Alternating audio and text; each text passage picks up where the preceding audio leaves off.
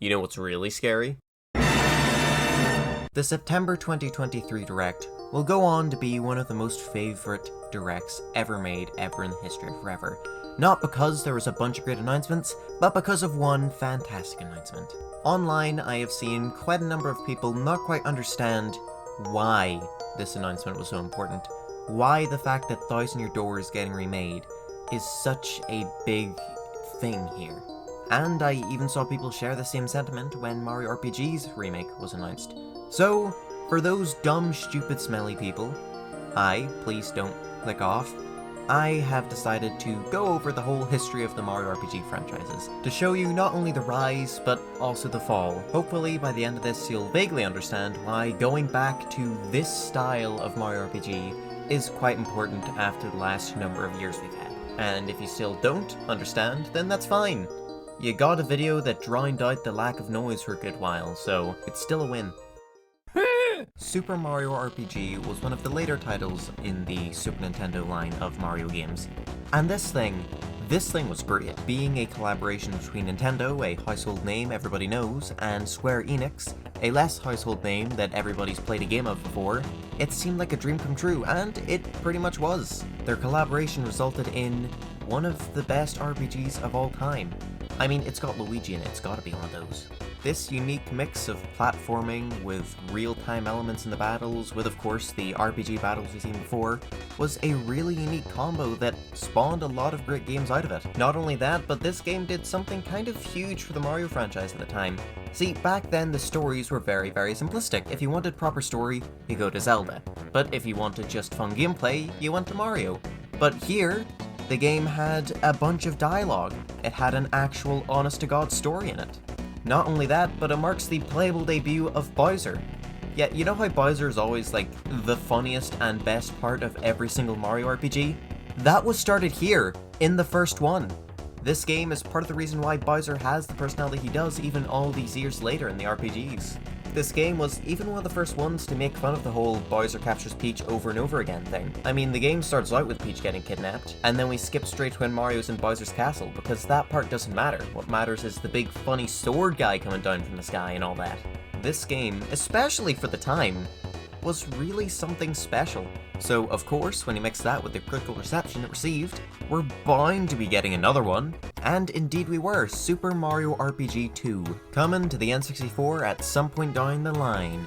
Then it didn't do that for one reason or another. Personally, I like to think that's because Miyamoto stole Wada's toy during playtime. Nintendo and Square Enix had a bit of a falling out. Thus, all references to Super Mario RPG 2 in Super Mario RPG 2 was removed, and the game was instead called Paper Mario, or Mario Story, depends where you're from. Paper Mario 64 is, again, an absolutely fantastic game, and I'm gonna be honest with you here, it's one of the best looking games on the N64. In fact, it's one of the very, very few that haven't exactly aged too terribly. The decision to have 2D sprites on 3D backgrounds not only meant that they could put more character and just more detail in general into the 2D characters, but it also allowed them to have much bigger and much more interesting set pieces set all around them. When you're not having to worry about the player having camera control or the amount of space that you have, you can really go wild. Once more, this game is an RPG with some fun little bits inside, this once again being the action command system. For whatever reason, the game doesn't actually give you the ability to use these till after the prologue, but hey, once you actually get to use them, they're pretty nifty. Mix that in with the incredibly complex badge system and, well, you've got a winner on your hands. The game went on to receive insane amounts of critical acclaim. It currently sits as the 6th highest scoring N64 game on Metacritic, which kind of means something when you consider that good old Ocarina of Time is there, and that game sucks. So this game got close to that without the whole bias that thing's got going on, and overall sits as the 9th highest rated video game of 2001. So when you consider that, mixed with the fact that it was the top selling game in Japan on the week of its release, yeah, we're definitely getting a sequel. Meanwhile, there was these guys. They made a company called Alpha Dream at some point. I don't really care what they did before Mario and Luigi, to be honest with you, but they made this game about tomatoes or something, and Miyamoto went, oh my god, that looks awesome. Put Mario and Luigi in there. And then they did. Mario and Luigi Superstar Saga is a game that you can definitely tell came out during the GameCube/GBA era. And I don't mean that in like a really negative way, I mean in the sense that things are weird here, things are just strange, it's great. I mean, name one other Mario game which makes jokes about exchange rates. Fortune Street doesn't count, by the way. While this game also featured a form of action commands, it kind of split itself off from Mario RPG and Paper Mario and did its own thing in a way. See, in Paper Mario and Mario RPG, whenever you block an attack, you're not fully blocking it. Now sure, sometimes it will, depending on how much damage enemy does, their defense, all that nonsense, but most of the time you're still going to be taking a wee bit of damage, even if you hit the button correctly. Now, you go over to Mario and Luigi and hey, if you press the button at the right time, you don't take damage. This is what I really, really love about this series. Even when it's not your turn, even when it's during the bits that in most RPGs is kind of the lull, where you stop, where you think, where you plan what you're going ahead and doing, you get to do stuff. You get to have fun. 100% of the battle system in Mario & Luigi is fun, man. While great on its own, the fact that we're also controlling two characters with this new system is what really, really sells it for me. You're having to pay attention to which way the enemy's going to attack. Is it going to be something that attacks both of them or just one of them? Maybe it's something where they attack up in the sky for one of them, but not up in the sky for the other one. It's just amazing. And sure, the first game was a bit rough around the edges with a couple of things, and it is very hard to go back to nowadays if you've played any of the other Mario & Luigi games, since from Partners in Time onwards, things change a fair amount, but I do quite love this game. The game received universal acclaim for its amazing dialogue and very funny haha moments.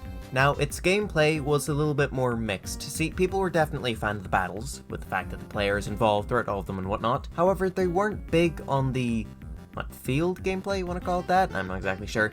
Main thing is, in this game, you swap between Mario and Luigi using the start button.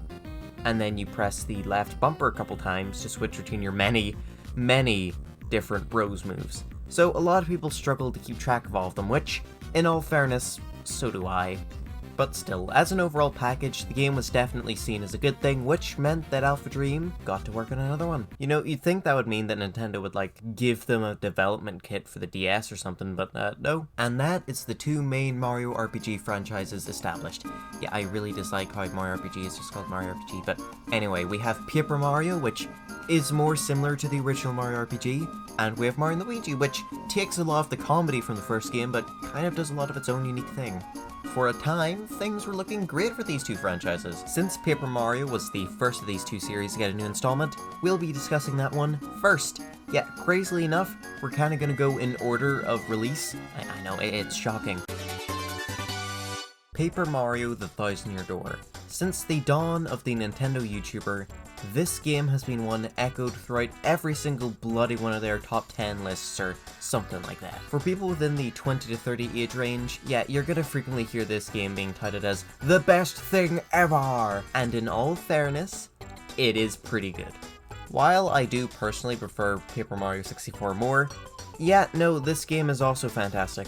This game further expands upon things that were introduced in Paper Mario 64. For example, we have the battle system. Now, in the first game, it was quite complex, sure, but also quite simple. Now you've got all these stylish moves where you can do funky little things that will make it so your points go up and you can use the funny stars more often. You've also got times where the stage itself will just randomly shift things. Oh look, that thing's fallen, now the enemy's dizzy. Or oh, now there's fog and you can't see.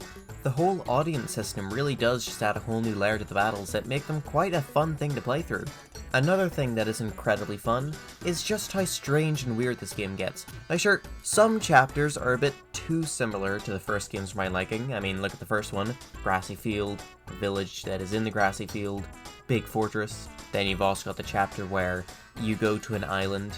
In this island is some cave slash volcano slash thing you go into, and said island is quite jungle themed. But even then, those chapters still have some very interesting elements put into it to make up for the fact that they're a wee bit too similar.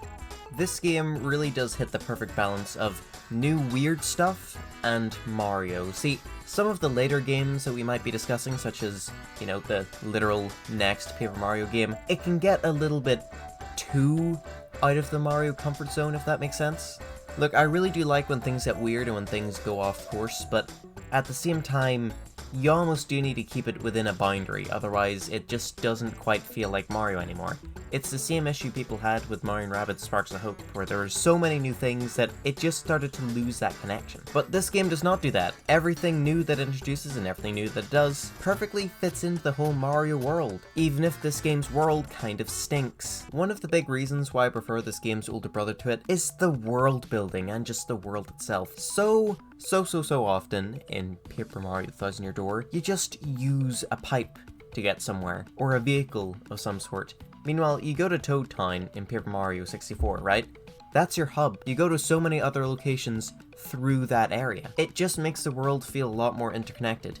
Meanwhile, you go to Thousand Year Door, and with so much of it being pipes, it says on the map they're right next to each other. But are they? You can't actually see any of these locations from any of the other ones whatsoever.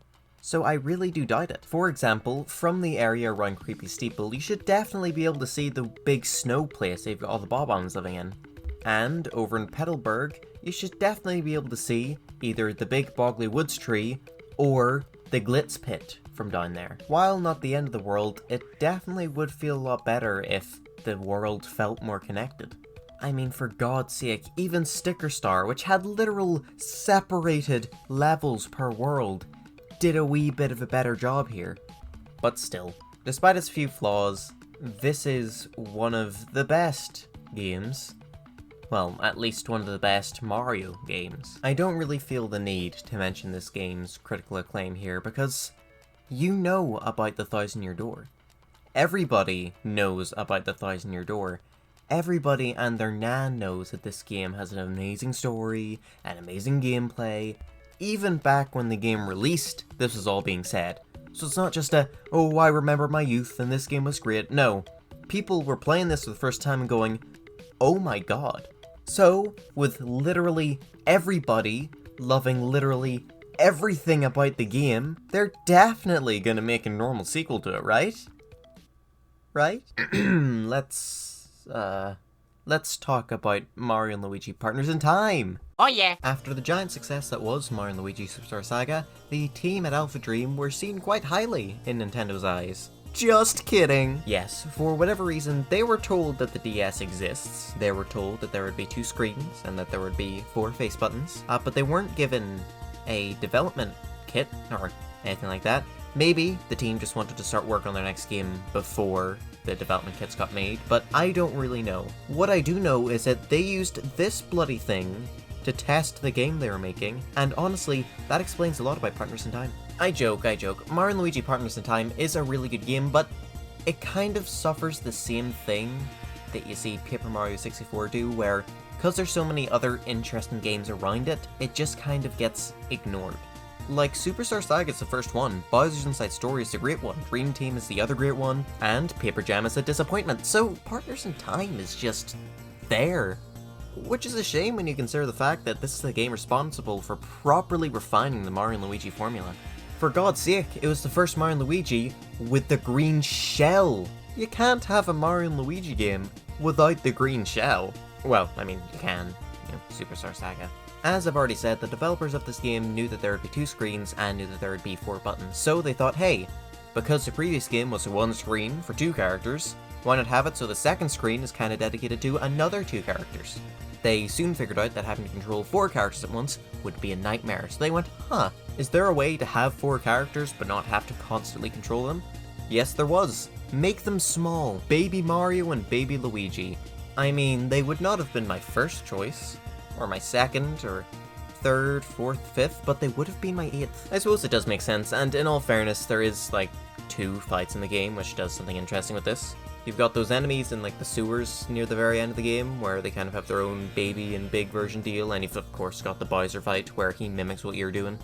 Now, how in God's name did the babies get here, you may be asking?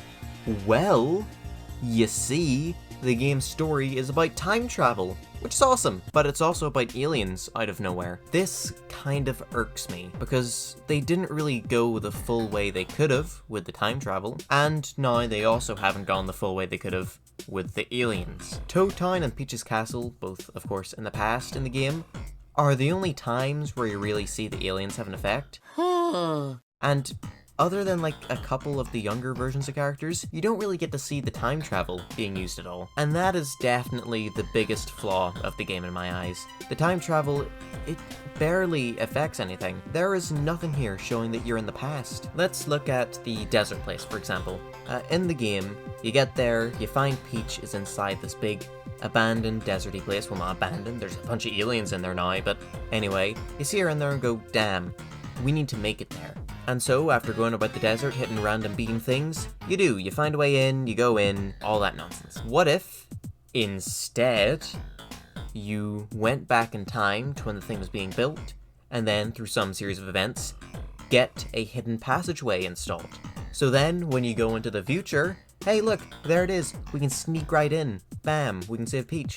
While maybe not the greatest idea, Alpha Dream definitely could have came up with a better one, considering that they weren't bankrupt at this point. And when I say bankrupt, I mean both financially and also creatively. Though it's been somewhat forgotten nowadays, Mario & Luigi Partners in Time is a fantastic game and a very, very important part of the Mario & Luigi series. This game is what brought it onto the handhelds, and this game is what truly refined the series, which meant that the next game could really start leaping. And by golly gee, did it leap? Then things started to change a wee bit. In 2007, for the Nintendo Wii, Paper Mario got another sequel, this one being Super Paper Mario. Now, people are very, very divided on this game. Personally, I'm a huge fan. In fact, I used to think it was my favorite. Then I wised up and realized 64 is better, but anyway, this game decides to completely abandon the RPG roots of the franchise, and also any other roots that it has. I mean, the game has Mario in it, and he's 2D, but so is everything else, till he pressed the A button. Then everything's 3D! Despite that though, this game is still a true successor to the previous two Paper Marios. While yes, it's different, it's still got that heart, which, you know, is kind of fitting, considering the whole point of the game is you going about collecting these heart things. While the character designs may leave something to be desired, they are still character designs. They're still characters with unique personalities, with themes and all that nonsense you can fall in love with. You know, say what you will about Chunks looking weird, but like, he is one of the best characters ever made ever. Look at him! The game still has a strong story. In fact, it has a stronger story than some of the previous Paper Marios, and by some of, I mean all of, and also all of the later ones. This game goes insane with this story. It is comically deep. Alright, like, there's this one bartender guy you speak to, and he's just the person who explains more about the whole lore behind your main guy and, like, their main gang of villains. Another thing carried on from the previous two titles is the fantastic music. Look, I know that great music is a thing throughout the entirety of the Paper Mario series, but I know that there's something about the music here that is still very, very different to everything seen in the games afterwards. See, the games after this one go for this more like big band, kinda jazzy type game songs, which they're very good. I love them to bits. But there's just this certain vibe you get from this game and Thousand Year Door as well, which I think is down to the fact that it's not just proper instruments. You hear all these weird digital type sounds, which I just really love having in the game. But yes, despite all those good things, the game still does have its faults. See, the whole idea of making the game a sort of 2D platformer mixed with RPG elements, it can certainly work, but the big issue here is actually the world exploration of what you're doing moment to moment. The whole gimmick of being able to flip to 3D is one that, even though it's everywhere throughout the game, it's never used in an overly interesting way. See, people always make a big stink about how, oh, paperization and the, snipping thing that Huey does, those are lame mechanics, you know? Like, you see a blockage and just use those, when arguably the flipping into 3D here is the exact same thing. You meet a wall, you can't get through it, well, go to Mario, press A.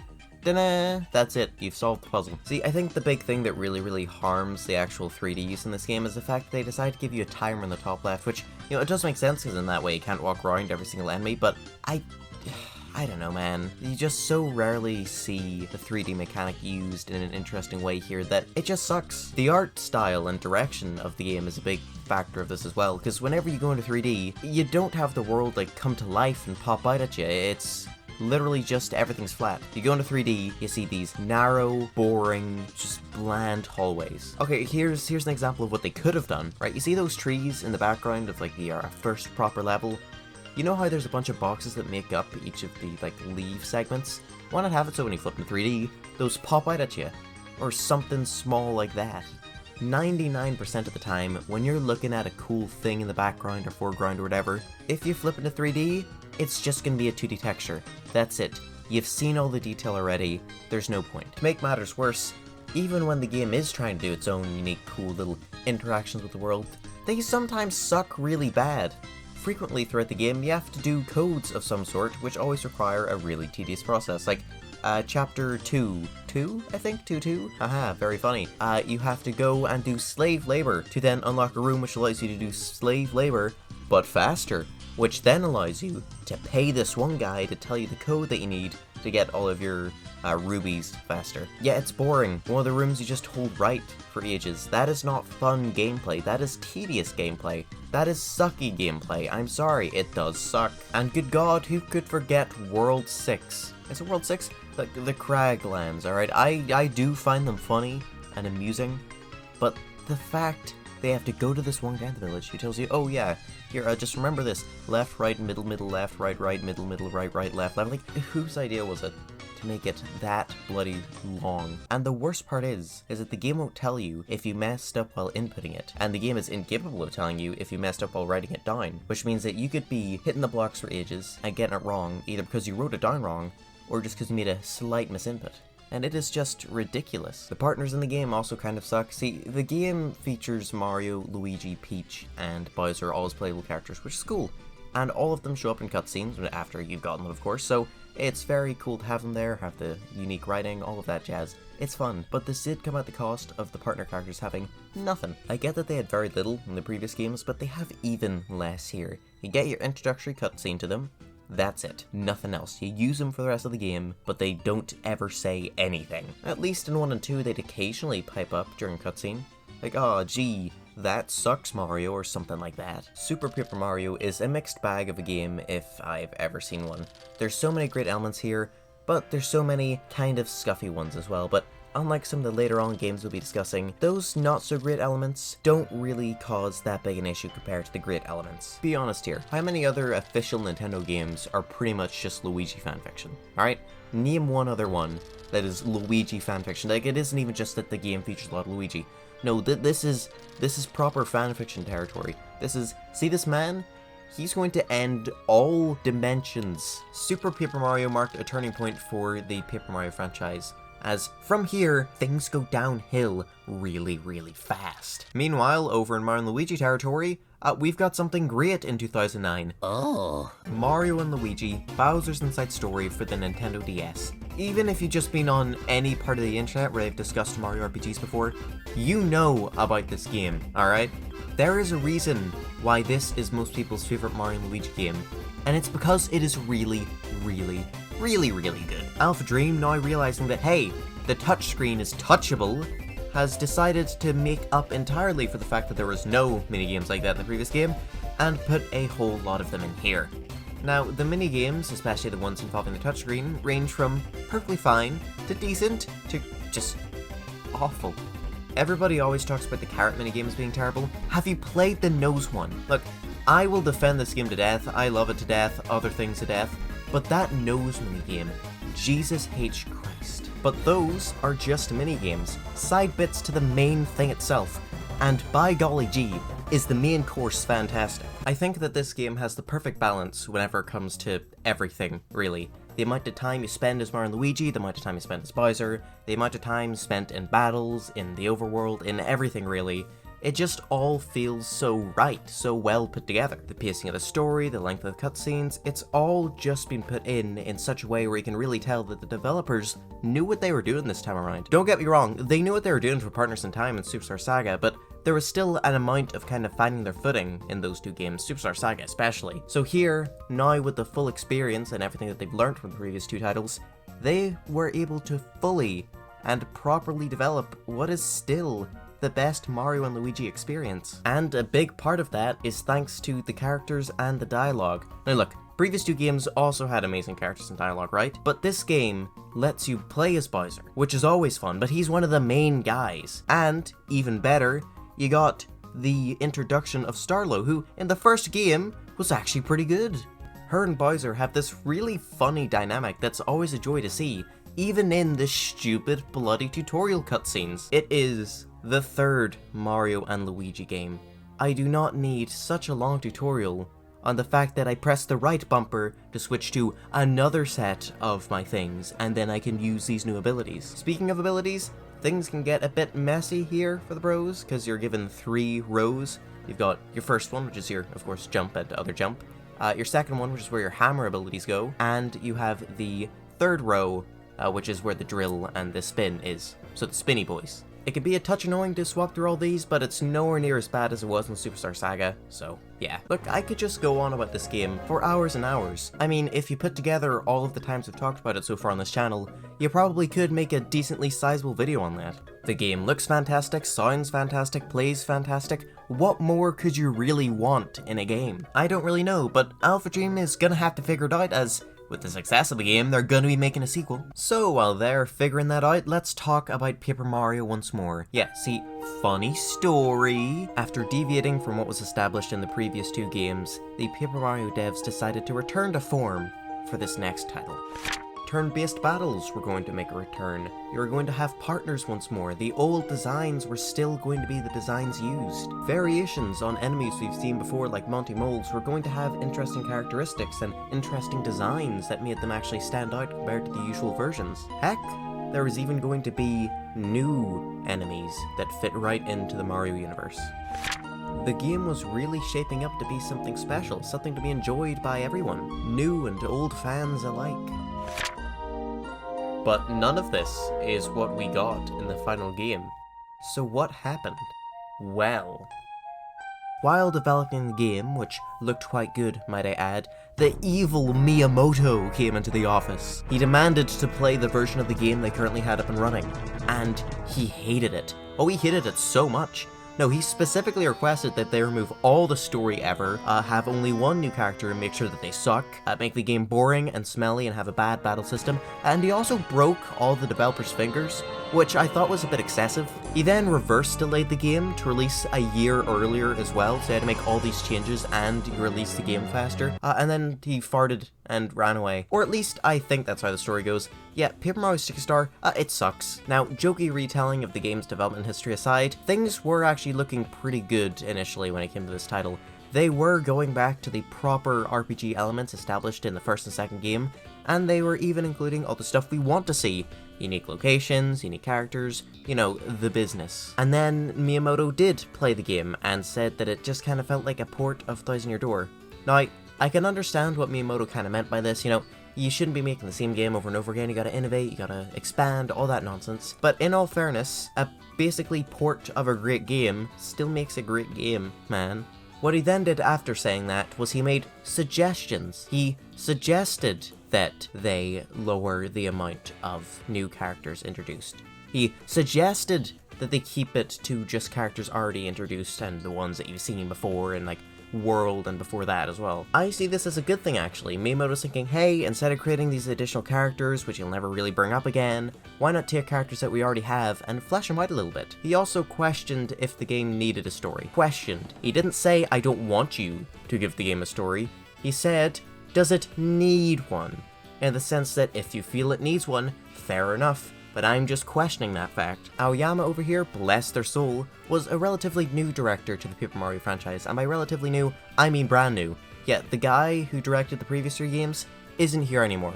So as the new director of the series, he didn't really want to rock the boat too hard and decided, hey, I'm gonna take everything you said seriously, Mr. Miyamoto. That's right, this game will have no anything ever that people like at all. Paper Mario Superstar is one of the most hated games of all time. I have to say that, because it pretty much is. Even fans of the newer style of Paper Mario agree that Paper Mario Superstar really ain't it. And that's because it is that bad.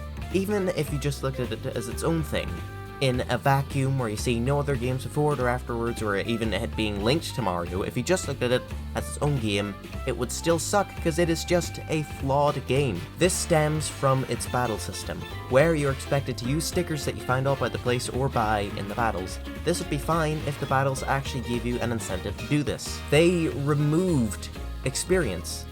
Despite the fact that they returned to the RPG format, they removed experience. They removed the purpose of battling, which means that every single battle you get into is just a waste of your health, of your stickers, and most importantly, of your time. What makes this even funnier is that I feel like the developers knew this, because running away in this game is absolutely busted. Now, in the original Paper Mario games, specifically 1 and 2, whenever you ran away, not only would you lose a handful of coins, but the enemy would still be there in the same spot. But in this game, running away just means nothing. The enemy's gone now. It is better in every way imaginable to just run, to just get the hell on out of there. And that's not all that's wrong with the battle system. No longer can you select which enemy you want to fight. No, the enemy in the front gets attacked first, then the guy behind them, then the guy before them, and it keeps on going on and on and on. Which means that if you've got a really deadly enemy, with like 2 less dangerous but health spongy enemies, you're boned. You are just boned. And who could forget the thing stickers and the bosses? Yes, because the game has decided that it is entirely paper-themed, unlike the first 2 games, which just made occasional references to this fact, we clearly must have real-life objects that clash against the paper world style, and these thing objects are just so infuriating, because you'll find them randomly, right? And then you have to go all the way back to your main town in the center, which is barely a town, by the way, fling it up against a wall, and bam, you got a sticker. Half the stickers don't even properly fit into your sticker book, but anyway, some of these things are just straight up required. Well, basically required, and the other ones are just full and required.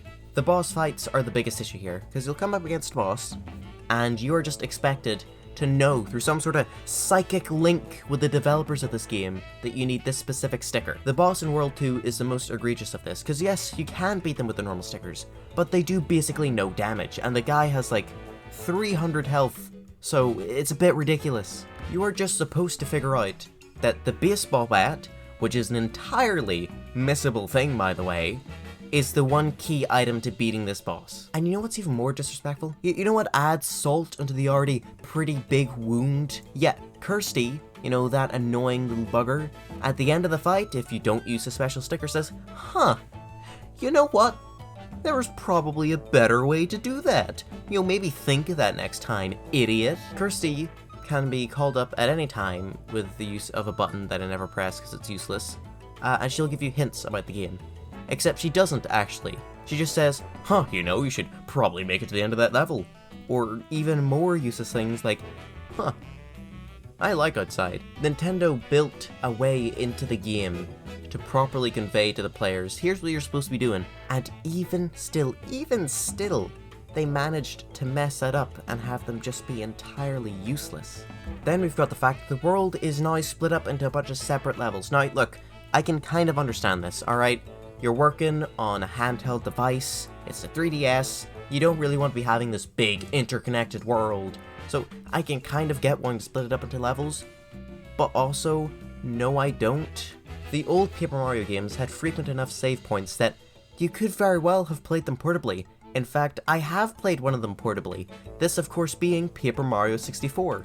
Plus, keep in mind that whenever this game released, there were 3 Mario and Luigi games before it, and all of them were just on handhelds, and all of them had save blocks all over the place, and didn't have segmented worlds, so it just had made no sense to split them up like this.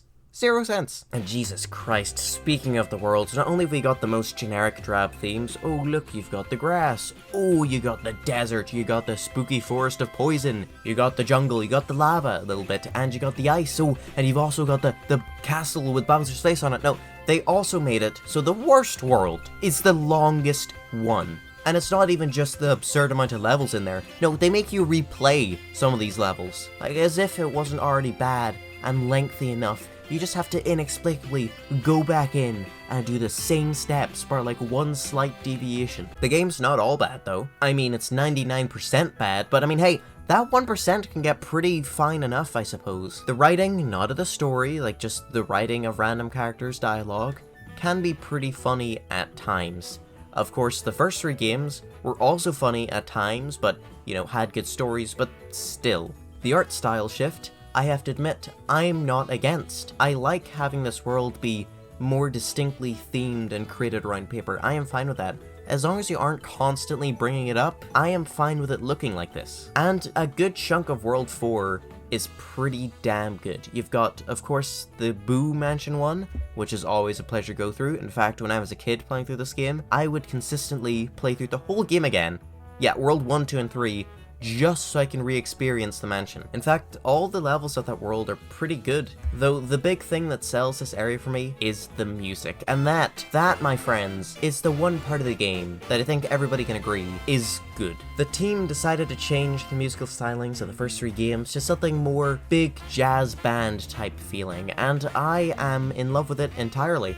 I love so many of the songs in this game. For God's sake, the desert level song. Look, I hate deserts, and I hate desert levels, I hate the music in them, but the sticker star music for the desert levels is just inexplicably fantastic. You know, that almost makes up for the fact that Bowser doesn't speak at all in this game. No, wait, it doesn't! Bowser is the most consistently funny part of all the Mario RPGs up until this point. I love Bowser, alright? These games are what give him the funny personality we all know and love today, alright? These are the things responsible for that. So to have this game give Bowser 0 lines of dialogue is just the most disrespectful, disgusting thing possible. When Miyamoto made his suggestions, there were many things he did not say. He didn't say to have Bowser and Peach say nothing, which, by the way, Peach gets like 4 lines at the end. He didn't say to make the game as generic as possible. He said that maybe you should keep the characters just once introduced around the world era of Mario, but he didn't say to make everything boring and bland and terrible. He might have said to, like, introduce some new elements to the battle system, but I highly doubt he recommended removing the experience system. Miyamoto has had to deal with years of hate that he probably hasn't listened to, but still, years and years of hate from people because they blamed him for the destruction of Paper Mario. But it wasn't him that destroyed Paper Mario. No, it was the moron who took everything he said a little bit too seriously. Paper Mario Sticker Star is a terrible game, plain and simple. Other than the music and a small section of the game in World 4, there is nothing here for you. If you are playing this game, then it is either because you hate yourself, you have a morbid curiosity, or you're someone like me who plays games and talks about them, and sometimes I need footage or want to review them. Jesus Christ, I regret wanting to do this now. Well, that was painful. Very, very painful. I sure do wonder what Alpha Dream is doing. I mean, they just made a fantastic game. Surely they're gonna follow it up with an even better game that does a bunch of unique things and isn't just sort of a rehash, but not really, but you'll see what I mean when I start talking about Dream Team. Yeah, let's see what they're doing. Where does one go after perfection? Mario & Luigi Dream Team, apparently. Yes, Mario & Luigi Dream Team, the first 3DS Mario & Luigi game. Of course, with the series starting off on the Game Boy Advance and getting really popular during the DS era, we were bound to be getting something on the 3DS, and getting something on the 3DS, we sure did. Mario & Luigi Dream Team is a game I'm not a fan of. I'm sorry. There are parts of this game I really enjoy, for example, the music. That's pretty good, and graphically, while I wasn't big on it at first, it's grown on me over the years. Mostly because I have nothing else to grow on thanks to lack of Mario & Luigi games, but still, I've learned to accept it over time. The big issue with this title is something that plagued Super Paper Mario as well, this being unskippable cutscenes, as well as unskippable tutorials, as well as a god-awful beginning. It is so comically slow. I was playing through it to get footage for this video, and it is remarkable just how long it took. I played for, a good 40 odd minutes there, still not out of the kind of tutorial-y beginning part of the game. Like, I'm being entirely serious with you here. You've got so many cutscenes to sit through, you've got so many tutorials to go through. By the time you're finally done with it all, you've already spent way more time than you arguably should have. But you know what, that would be fine, kind of. There's so many different elements of this game that they really need to teach you, despite the fact it's the 4th one in the series, so all they really need to show you is all the new stuff. But anyway, I can kind of get it. But the big problem is that this heavy focus on tutorialization is not just at the start of the game. Oh no, it continues throughout. In every single dream, well, not every single dream world in the game, but most of the time when you enter a story-relevant dream world, you'll be given this new Luiginary thing. What's Luiginary? It's something Luigi goes into, and then you get to fiddle about with it on the touchscreen. Now, what's the problem here? Well, the problem's with the fact that every single time you get a new one of these, you are put through an excruciatingly long, boring, and tedious tutorial. Now, tutorials in the Mario & Luigi series, and even in the Paper Mario series, have been notoriously bad for a while, but with how frequently Mario & Luigi Dream Team introduces new Luigiaries to you, you are constantly getting trapped in these tutorials. To make matters worse, then you'll have cutscenes that go on for very long, which means that every single time you replay Mario & Luigi Dream Team, you hit it a little bit more. Like, the cutscenes aren't bad, it's just the gameplay's great, and I want to get back to the gameplay. But we're just stuck in this just infinite cycle of, oh, here's cutscene, oh, here's tutorial, right, there's like 5 minutes gameplay for there, back to another cutscene! Another thing that brings the game down is the fact that it's kind of generic in some ways. This was during the era where Nintendo was kind of trying to smooth out the Mario brand and make it a lot more safe, despite the fact that them actually doing that was making their brand worse and worse. But anyway, they seem to want to focus on making Mario more simplistic, more basic, more this is what you get when you think of Mario. Or maybe it's completely unrelated that the Mario & Luigi devs are doing this, but the thing is, this game has a lot more generic elements than previous. Now look, I'm not going to sit here and say that the previous three Mario & Luigi games didn't have generic things as well, alright? All of them have your basic grassland area. You see this frequently, but there just felt like there's an extra level of generic in this game's presentation with these things. I absolutely despise desert areas in video games, I just have never been fond of them. But there's just a special level of hatred I have for Dream Teams, and maybe it's because of the stupid digger system, and the fact you have to sit through another tutorial for that, or maybe it's just because of some other random reason, but I just have never found myself enjoying this area. Or what about the beach area, which is dragged down not only by the constant cutscenes, but also, again, by the fact it's just a beach area. Nothing fun about it. The game entirely banks on the dream worlds when it comes to interesting things, and even then, the dream worlds just aren't that interesting. I'm sorry, but when I think of a dream world, I don't think of just the same thing, but 2D and you've got some floating stuff in the background. Bowser's Inside Story also had some pretty generic locations when you really think about it, but then you go inside Bowser, and it is just really weird and kind of gross, and it's just a lot more interesting than, okay, so you just went through this grass area, here's a grass area, but, it's different. There's only one area in this entire game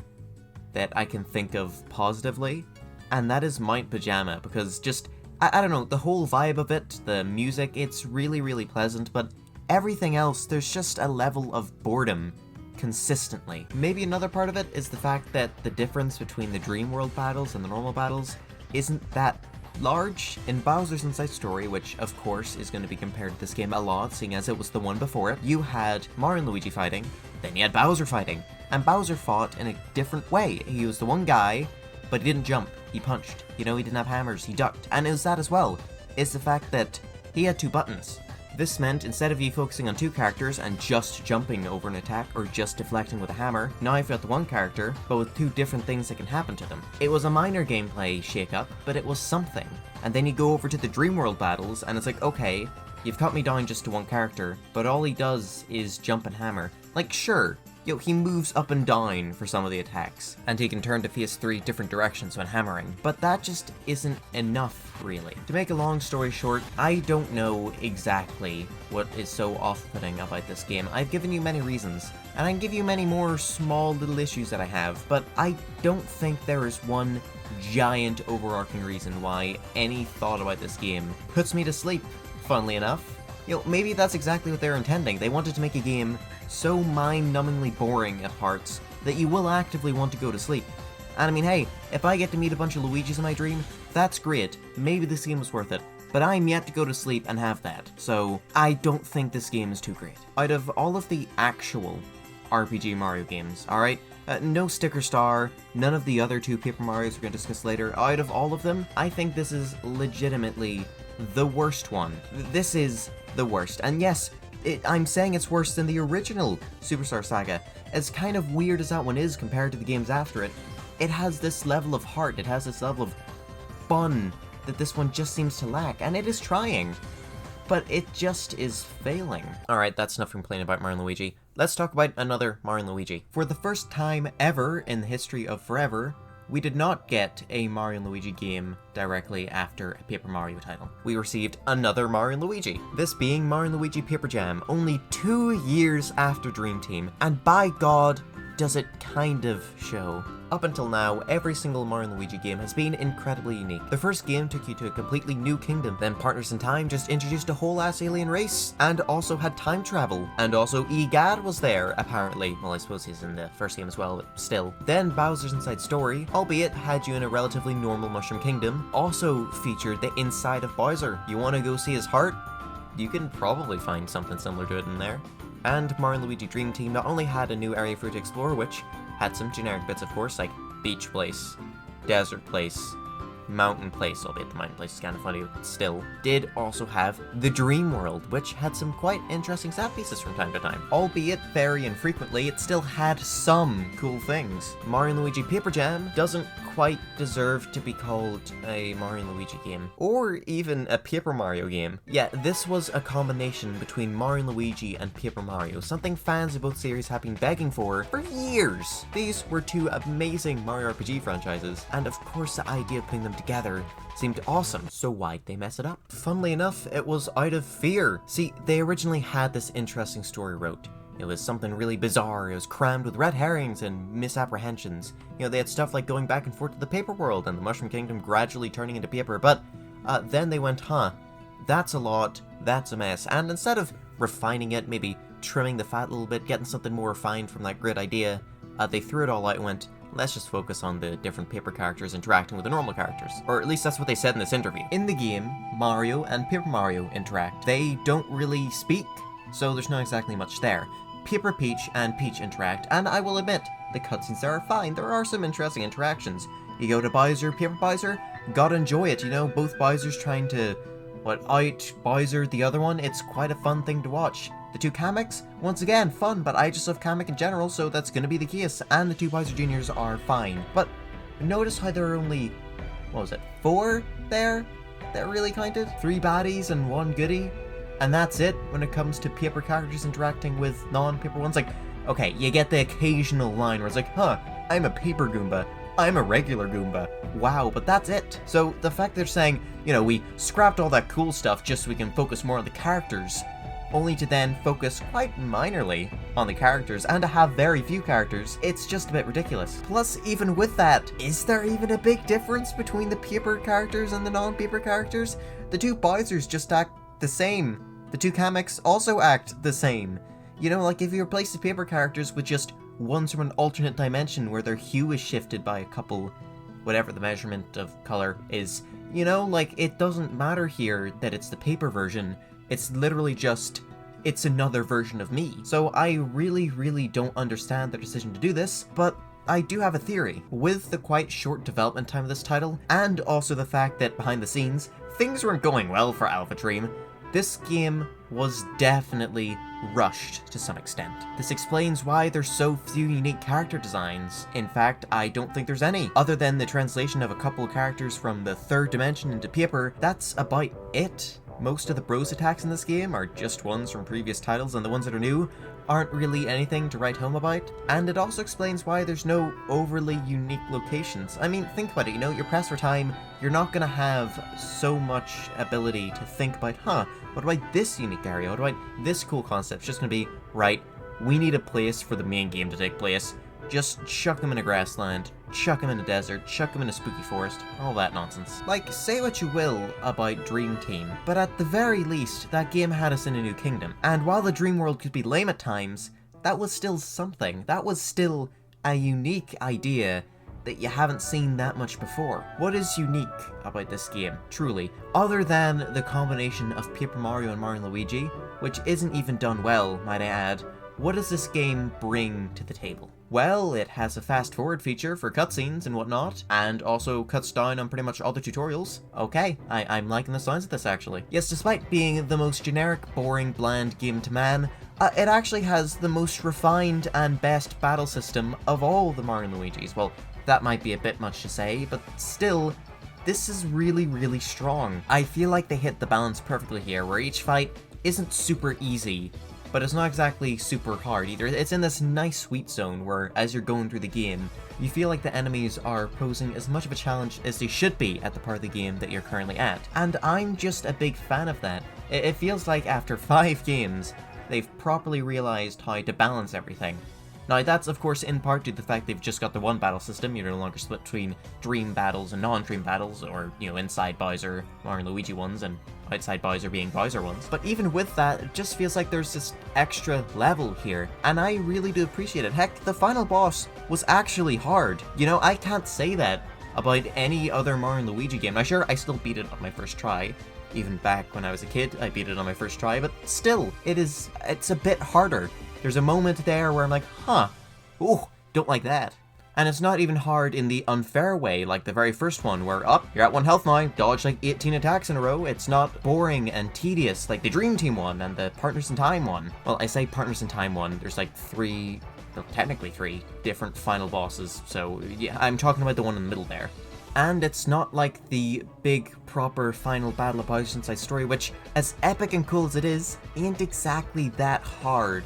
Like, other than not knowing how to spam buttons as a kid, I find that to be quite easy. Playing this game is such a polarizing experience, because for half of it, I'm annoyed. I'm annoyed at how generic it is. I'm annoyed about most of the Mario and Luigi-centric characters being gone, bar Starlo, which, for God's sakes, this is the third game now, I don't care. And I'm annoyed about the fact that they've kind of wasted this idea of combining the two franchises. But then at the same time, I'm enjoying the actual battles. I like fighting the enemies, I like the combat, and sure, while the enemy designs are just your bog standard guys you've been seeing for the past 50 billion years, the actual fighting against them is fun. So this just leaves Paper Jam in this awkward middle zone, where you can really appreciate it from a gameplay perspective, but on every other level, it's just kind of lacking. And I'm not the only one who thinks this. If you go and check, for example, IGN's review of the games, you know, Dream Team, that's easy, like a 9, that's an 8. You go to this one, oh, that's like a 6. There's a clear drop-off in enjoyment from all parties, which, for a company that had been struggling a wee bit behind the scenes, wasn't exactly a great thing to hear. They clearly don't know what to do with this franchise anymore, and they need money fast, so they need to work out a way for their next title to be something that doesn't take super duper long to develop, so they need to kind of cut out the stages of planning and sketching, like, ideas and all that nonsense, but they also need it not to suck. So yeah, let's go talk about something else while they figure that out. Let's talk about a good Mario RPG now. Color Splash! Oh man. See, people really didn't like Sticker Star. And by people, I mean long-time fans of the Mario RPG series. But see, here's the thing. Nintendo, they don't listen to fans. They listen to money. And Paper Mario Sticker Star sold really well. So, of course, Nintendo are going to make a sequel to that game. Now, in all fairness, Color Splash does improve on a lot of things, as you've heard before. But improving on terrible, you know, that's the standard. People are just expected to do that. We shouldn't really be celebrating them realizing that, hey, maybe we should give them a little incentive for battle. A teeny tiny one. Maybe we should include an in-game hint system for what in God's name you're supposed to do and what things you're supposed to have for which bosses. Maybe just a smidge. I'm gonna be honest with you, I don't even need to talk about the rest of the thing here. You know how it all ended. It was a game for the Wii U, it was something fans didn't want. It didn't exactly do the greatest. People still really liked it.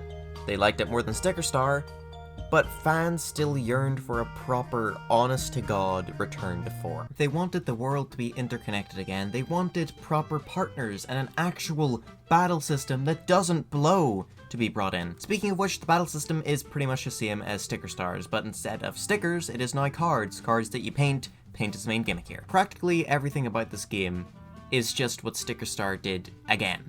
It is the same broken up into overworld map bits. Sure, it's no longer so linear, where this is World 1, this is World 2, this is World 3, but your pathway around the game is still going to be pretty much the same on each playthrough.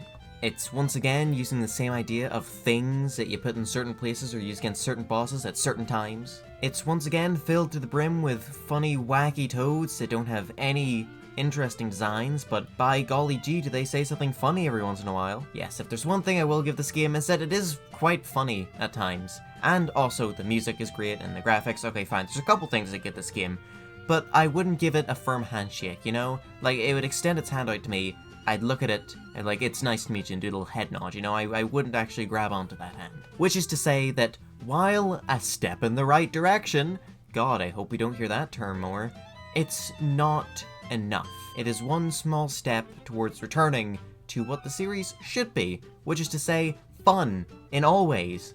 Not just while you're going about the world, no, fun in also the battles as well. Please, that's all I want. It was by this point that people were really yearning for a return to form from Paper Mario, with Mario and Luigi kind of going, eh, and with Nintendo in general just kind of being, eh. People wanted to see their favourite franchise come back and not blow. And then it came back and blowed. For the love of God, please let the next thing we talk about be something good. We've had a string now of really, well, not bad, but not exactly great games. Can we have something, just one thing, to break up the monotony, to have just one game that's great? Okie dokie. You know, I probably should have said that with a monkey's paw in my hand. 2017 saw Mario and Luigi's Superstar Saga getting a full-on remake. See, at this point, the 3DS could play all Mario and Luigi games except the very first one, so it's a completely logical decision to say, hey, let us remake that first one. So all of the games have a way to be played on this thing. The Superstar Saga remake is just fantastic, and it is the better way to play the game. Look, I'm sorry to all the original fans out there, I can understand some of the grievances you have with some of the character design changes and sound changes, you know, I get that, but this is still just a huge step up from the original. It looked incredible, it had amazing music, it had a battle system which was more in line with the later on titles, it had everything going for it, except the release date. Damn it. The game released in 2017. You know what also released in 2017? The Switch. You know what sold like hotcakes and dominated the news for ages? The Switch. Nobody cared about the 3DS anymore. Which is a shame considering all the great 3DS games that came out at this time, but still, nobody cared. And this was heartbreaking to Alpha Dream, and also wallet-breaking. Yet they were running into some financial difficulties, you know, with the whole cost of games going up and whatnot, and with poor sales figures. They weren't doing too hot. And with how poorly the game sold, they've really only got one last shot to try and bring themselves out of the bankruptcy hole that they've dug. It also had this new mode. I'm just chucking it in here now because it sucks, it stinks, it's bad. I mean, the cutscenes are fun enough, but it's just really not fun to play.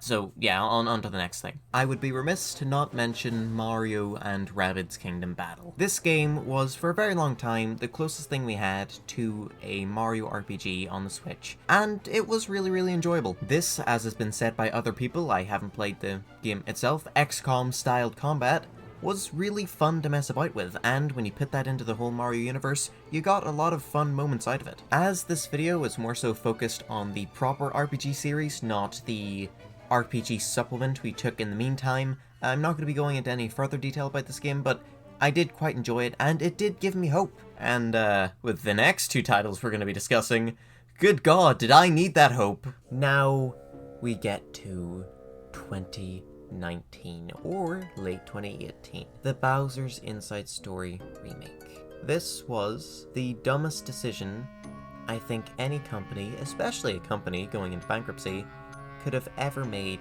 ever. The Superstar Saga remake did make sense, and while it unfortunately released at the same time as the Switch did, well, at the same time within the same year, it still made sense. Had bad luck, but fair enough. The Bowser's Inside Story remake was set to release at the very earliest 2 whole years into the Switch's life, give or take.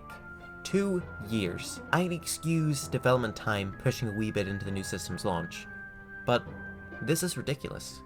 They started working on this game after the Switch came out already. Why in God's name did they do this? Now, as time has gone on, we've learnt a little bit more about what's happened behind the scenes and all the stuff that's going on. For example, some of the team was sent to work with some other company, don't really know, that was currently making the Mario and Sonic at the Olympic Games thing. So they're learning how to do 3D models, which, you know, good on you, that's great, but you don't need 3D models. The Superstar Saga remake looked absolutely beautiful. It was amazing. It was one of the prettiest things I've ever seen ever, and I've seen myself, for God's sake. Mix that with the fact that indie games are really hitting it big, and ones with pixel art graphics like, say, Undertale were sweeping the scene. If Alpha Dream had just realized that people would have been fine with a pixel art game, they very, very easily could have just remade something onto the Switch, and they could have made so much money from that. and they'd still be with us here today. But that's not what they did. They remade Bowser's Inside Story, which was already playable on the 3DS in the year 2019. Look, as sad as I am that Alpha Dream is gone, they got what's coming to them. That is stupid. You are stupid and I hate you. The quality of the game doesn't even matter. I don't like the quality, but still, it doesn't really matter how good or bad the game was. Because, for God's sake, look at the time! Alpha Dream then went on to file for bankruptcy October 1st, 2019, which, as sad as the day as it was a day very long in the making. Oh yeah, also the game had the bonus mode with the Bowser Jr. and it once again sucked and stunk. Was better than before, but still wasn't great. Well, that was just about as depressing as it was sad. Let's look at what's going on with Paper Mario. Oh, for God's sake. 2020, one day I was walking up into my room with a couple snacks in hand and a bottle of water, and then I looked at my TV on the YouTube part and was like, oh, hey, what in God's name is that? A new Paper Mario? Wow! So, like everybody else, I stumbled onto the trailer not knowing what was going on, because Nintendo didn't tell us what was going on, they just randomly threw out a trailer. And then I watched it, and I actually got excited a little. The game looked decent. It seemed to be a return to form in some way. The world was interconnected, you had partners following you. It was so good looking. Had they listened? Were they finally bringing the series back to what it was, which is to say, good? No. I've said this before, and I am going to say it again. Paper Mario the Origami King is my least favorite Paper Mario. Now, that's not to say it's the worst Paper Mario. No, I'm fully aware that it is leagues better than Sticker Star and Color Splash, but that's exactly what makes me hate it. Paper Mario the Origami King is in this really, really awkward spot, where it's too good to really compare it to the latter two of the series, Sticker Star and Color Splash, but it's just too bad to compare it to the initial three. So you're just stuck here looking at it, looking at this unwanted child and going, ugh.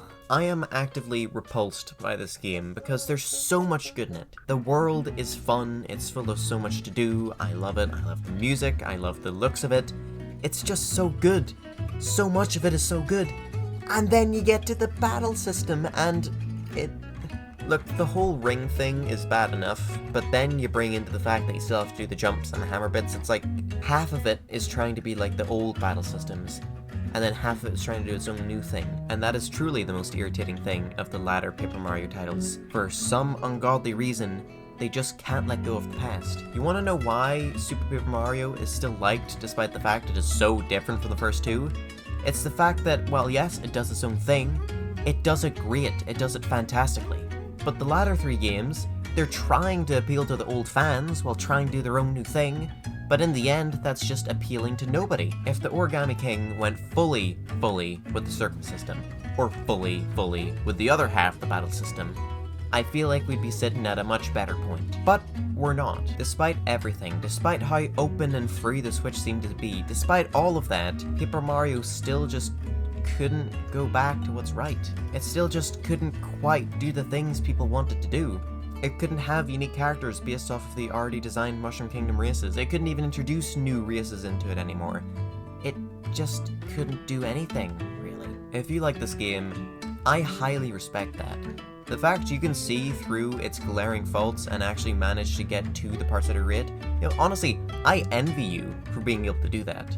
Because there's so many times where I think I want to replay this game, but then I remember the ring system. Then I remember how bad the tutorials are at the start. Then I remember this, that, the other, and it's just so draining. And that's where the story had ended for the past 3-ish years. The Mario and Luigi series was now long considered dead, the Super Mario RPG series didn't even get to have a series, and the Paper Mario franchise clearly didn't have any plans of returning to what the fans want. The past 3 years, while filled with many big titles for other franchises, things haven't exactly been great for us fans of the Mario RPGs. We've just been sat here not with hope, but with a sort of Dread. We also sat here with Metroid Dread for those Metroid and Paper Mario fans, but still. So, suffice to say, when we heard that the original Super Mario RPG was getting a remake, yeah, that kind of bolstered the fan base a bit. People thought this was never going to happen. With relations between Square and Nintendo being so weird, and with how this game is exactly like a smash hit, you know, it's a cult classic, but not exactly a big one, it seemed like we would never get to see this game get remade. And yet, we still saw a remake. And it's not just any remake, you know, they are still keeping all of the weird, interesting character designs. They're still keeping the strange art style with the weird looking Mario characters. I mean, look at how small this man is. Look at that tiny little dude. From an art style perspective, they haven't replaced it. They've enhanced it. And you really have to love it. There are many ways they could have went with this remake. There are many ways they could have messed it up or ruined it, and, well, we would have had to just accept it, because we don't exactly have much better to do, but no, they made it look good. Now, it still hasn't come out yet, but from what I've seen, it does look very proper nice good. The announcement of this brought back life to the fans of the series. There was now hope that maybe Paper Mario could return to what it's supposed to be. Maybe Mario and Luigi won't stay dead forever. Maybe, just maybe, we might get an actual Super Mario RPG too. But people kind of expected, okay. So they're testing the waters here. Let's not expect anything massive until this game's released and it's sold well, yada yada yada. And then, they announced a remake of Paper Mario The Thousand Year Door, often called one of the best games of all time, and pretty much always said as the best game in the Paper Mario series. The Thousand Year Door is The Thousand Year Door. I talked about it earlier, man. It's back. And it's not just back in the way people are expecting. No, see, people were thinking that it was just gonna be, oh, it's the art style with the white borders around it, but it's in The Thousand Year Door, that's cool. But instead, they stayed true to the original. It's still the 2D characters, but the different layers to them that move at different rates. But it's also not that. It's like they've made it so all those separate pieces are little bits of cardboard layered on top of each other. And it's a really, really unique way of bringing that art style into something conceivable in the kind of paper world that they've got set up for Paper Mario now. And they haven't changed the character designs one bit. All of them are still the same. They haven't modernized the Goomba designs, they haven't changed the dry bones, so I think they might actually be called a different thing in this game, but still, they've kept it all as it should be, while still modernizing it and making it beautiful, and Jesus Christ, the music sounds phenomenal. If the Super Mario RPG remake didn't give you hope, this game certainly did. I mean, they listened. Remember when that Arlo guy made that whole big hashtag to remaster Thousand Year Door? It bloody well worked. I mean, sure, we had to wait a little bit because, you know, he did that while they were working on a Paper Mario game, but hey, as soon as they were done, I got a nice little breather. They moved on to making this, and it's just fantastic.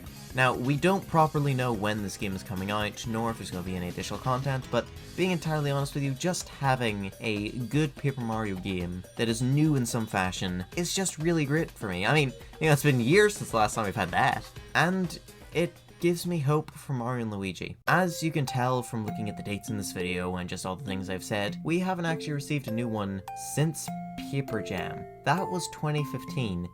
Shockingly enough, 2015 was more than last year. What's even more insane is if you then look at when the Bowser's Inside Story remake came out. That was 2019. That was 4 years ago now. Feel old yet?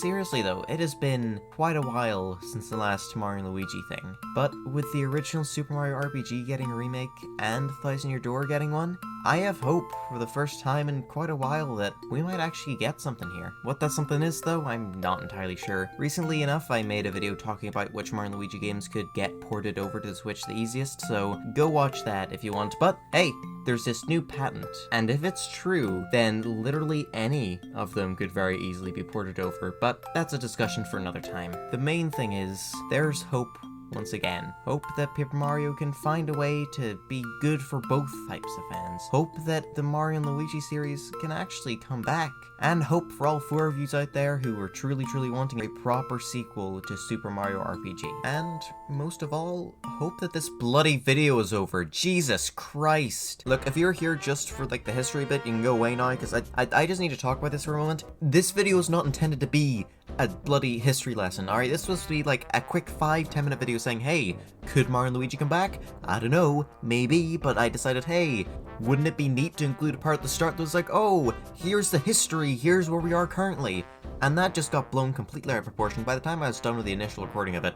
It was 30 minutes long. Now, you might notice that the video here is a little longer than 30 minutes. That's because as I went through it, I was like, huh, these games didn't get talked about nearly enough. I didn't talk about this gap in time here, or, you know, the development history of this game, and I just had to keep on adding bits in, and adding more bits in. And then that made parts down the line not quite make sense, so I had to shift those, and it was a complete nightmare, man. And that's not even to mention the fact that, unlike my bigger videos, I didn't segment this one up into separate little bits. No, I've had to work on this in the one giant timeline, which is a big mistake, because this thing is starting to break. As soon as you go past 1 hour of editing in this, things just start to go weird. So yeah, I'm sorry if this video is just weird with the way that it is, because like, it was born to be one thing, and it's just been completely shifted into another thing, and it was a horrific process, to be honest with you. But hey, here we are, end of the video. Thank God for that. Happy Halloween as well. I ended up taking so bloody long on this, due to not only this video being way bigger than I anticipated, but also just because